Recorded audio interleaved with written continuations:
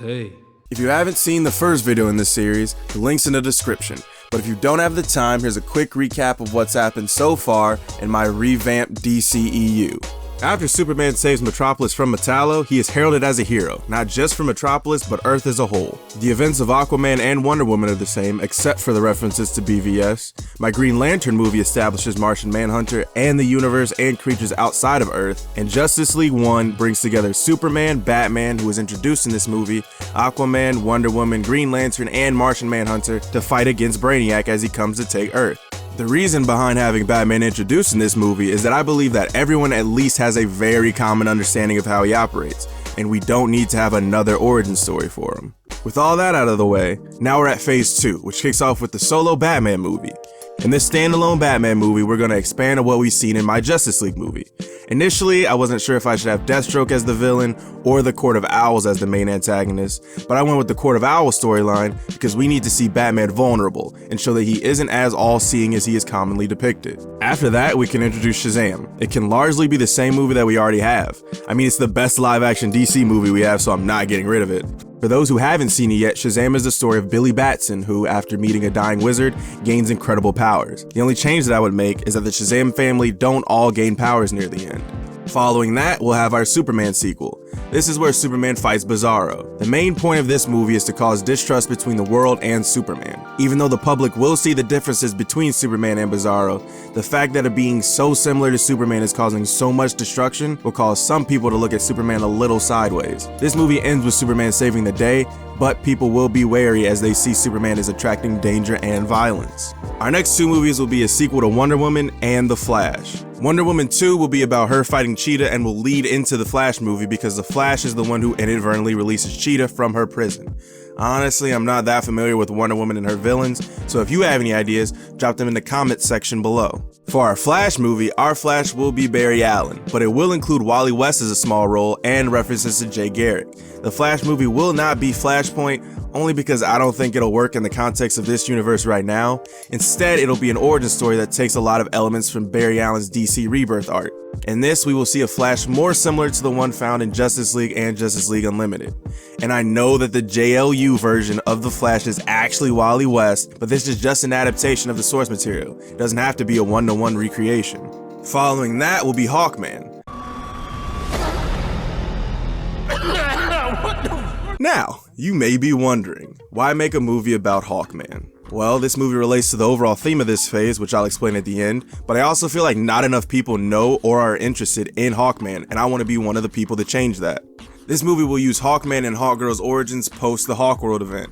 For those who don't know, Hawkman was an Egyptian prince by the name of Khufu who encountered Nth metal, which is one of, if not the strongest metal in the multiverse. Because Khufu and his love Cheara's souls are bound to the mortal plane, they are always reincarnated, but are also always cursed to be killed by the reincarnation of their killer, Hath Set.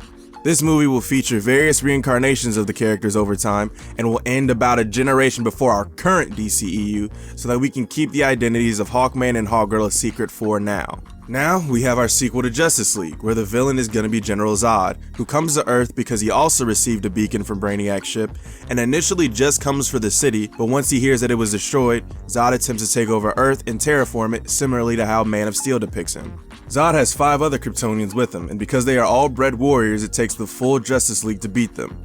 The Flash and Shazam take the places of Martian Manhunter and Green Lantern because during the events of this movie, they are off-world. Once Zod is defeated, Superman has no more ties to Krypton and looks to Earth as his real home.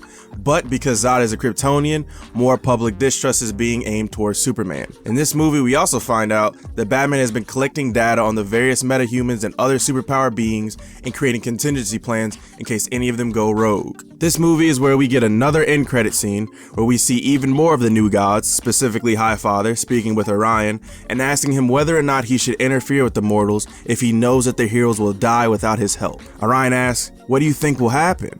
And the scene ends with Highfather saying that he sees a war on the horizon.